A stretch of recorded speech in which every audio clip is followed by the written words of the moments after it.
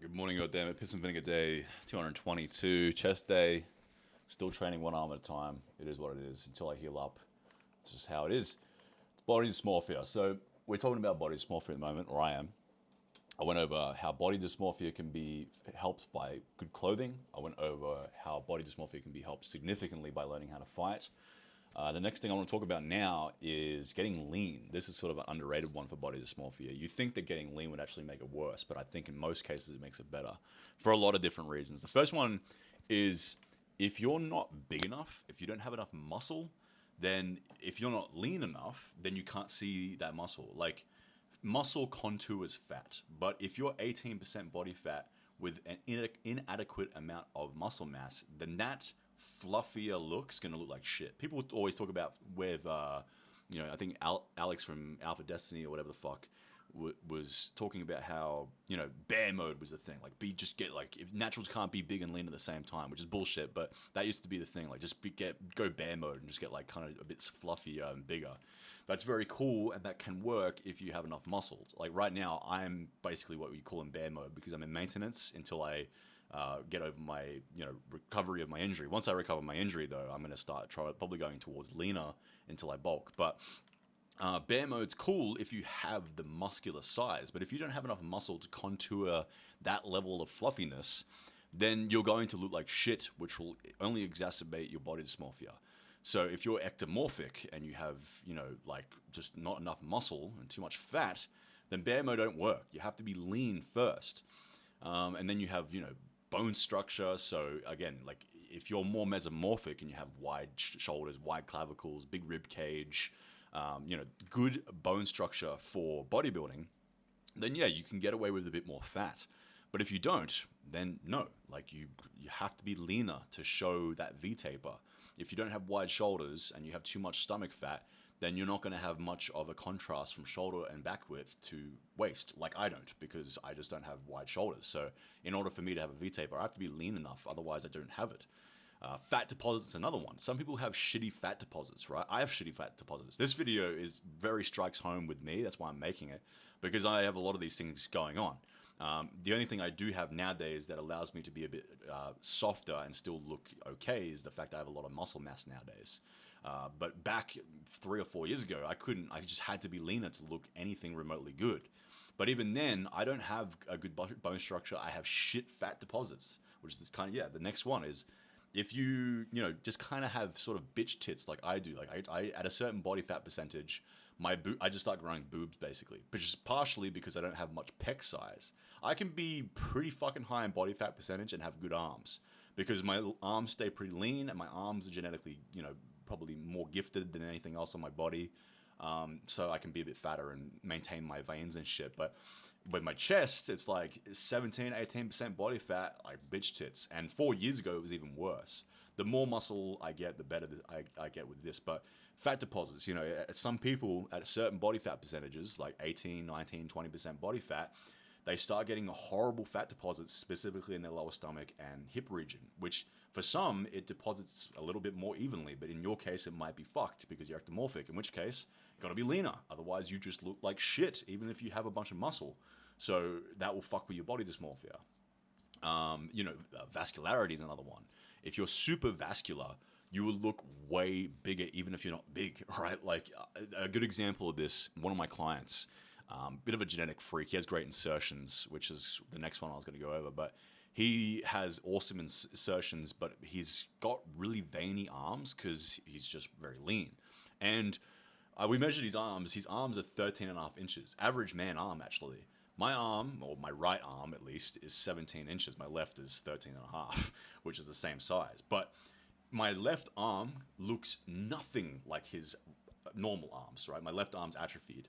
But his arm looks way fucking bigger than my left arm, even though they're the same size, because he has better insertions, but he's also lean enough that there's vascularity. Vascularity puts a huge fucking emphasis on someone's muscular overall look. Like go Photoshop a bunch of bicep veins to your arm and you'll look way fucking bigger even if you don't Photoshop the size. And then my right arm is 17 inches. It's 3.5 inches bigger than his fucking arms. And yet, if you looked at us without measuring our arms, you go, yep, they have the same size arms. Just because he's so much leaner and so much more vascular. And obviously, he has good insertions too.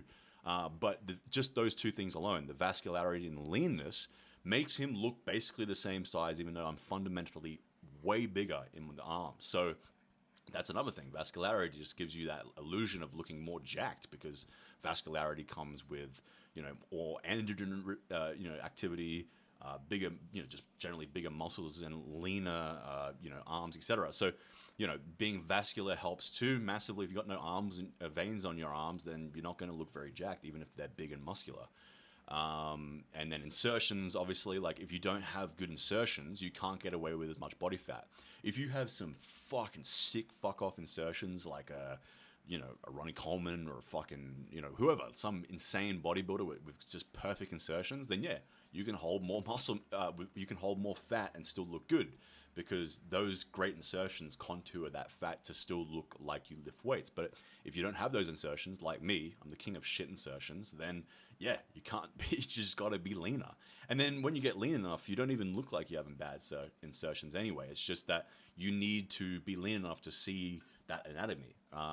So consider, if you're not big enough, you don't have the structure, you have shit deposits, you don't have good insertions, you don't have vascularity at higher body fat percentages. Like my arms, for example, even at 18, 20% body fat, stays somewhat vascular. I can still see forearm and bicep veins.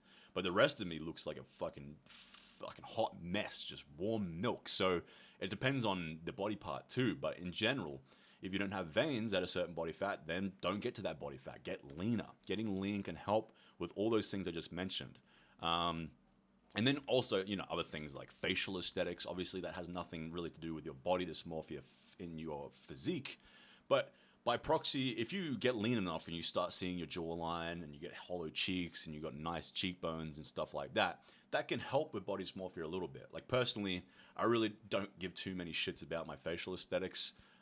It just doesn't really bother me that much. But in previous times when I cared a little bit more, it helps if you have like this nice, chiseled, handsome looking face, even if you're not that jacked yet, because part of, what body dysmorphia comes from is stemming from insecurity about how you look. But if you got like this, excellent looking face, which I'd say probably, a good majority of guys, they get lean enough, they actually have relatively handsome faces. It's just that you just have to be lean enough. And again, some guys have more bone in their fucking mandible and cheekbones, and thus they can be a bit fluffier and still look aesthetic facially. But it's just like muscles. If you don't have enough of these things, muscle or bone structure, then you can't get away with too much body fat.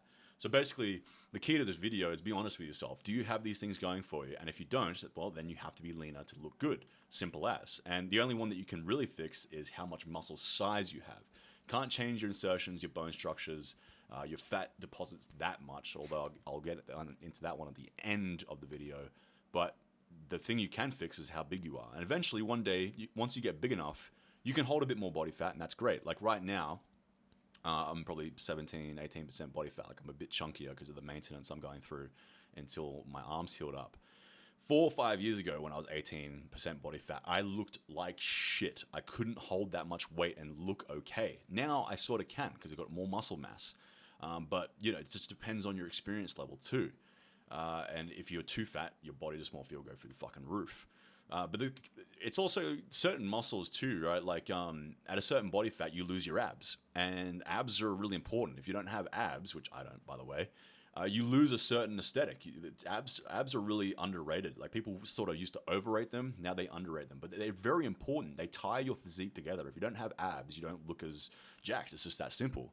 But then there are other muscles that go away when you're too fat too. Like at a certain body fat percentage, your serratus goes away. At a certain body fat percentage, a lot of your back definition goes away. And depending on your body fat, deposits, it could be all kinds of different muscles. In my case, my pecs are non-existent when I get too fat. So, at a certain body fat percentage, you're going to look like shit and it's going to fuck with your body dysmorphia. So you have to understand where you can, how fat you can get away with, and then just don't go beyond that point, basically. And that will help a lot with your body dysmorphia, especially you ectomorphs out there. And the last thing I say is if you get lean enough, a lot of times, if you're too chubby, like I was for years, from 18 to probably 24, I didn't go below 20% body fat because I was doing powerlifting. I have a problem with food. I was just, for all intents and purposes, fat with a bunch of muscle, right? My problem, well, I forgot my point. Oh, my fucking estrogen was high as shit because I was getting bitch tits and fucking like, hip fat and these horrible deposits that then a few years ago I got lean enough that those things went away. And I obviously, by losing all that weight, my estrogen went down. I was able to fix my hormones and regulate my, estrogen. And then when I bulked again, maybe 8 months ago, those fat deposits didn't come back. It's not because they were genetic. It was because I was producing too much fucking estrogen from being a fat fuck. And now I just don't get fat enough nowadays to produce estrogen. So you can actually fix bad deposits a lot of the times. It's just that you've probably been too fat for too long. Your estrogen's too high. You need to cut, lose that fat, stay lean long enough that your estrogen balances out. Then when you bulk up again, as long as you don't get too fat for too long, you won't have those horrible deposits anymore. So that's another benefit. But yeah, consider that if you get lean, a lot of your body dysmorphia issues will go away. And a lot of times when you get lean enough, you look bigger than if you were like 20 kilos heavier with a bunch of fat. Lean guys oftentimes look bigger and look more obviously jacked and lift weights, etc. Anyway, that's it for today. Get lean. That can help you to body dysmorphia. Peace out, bye.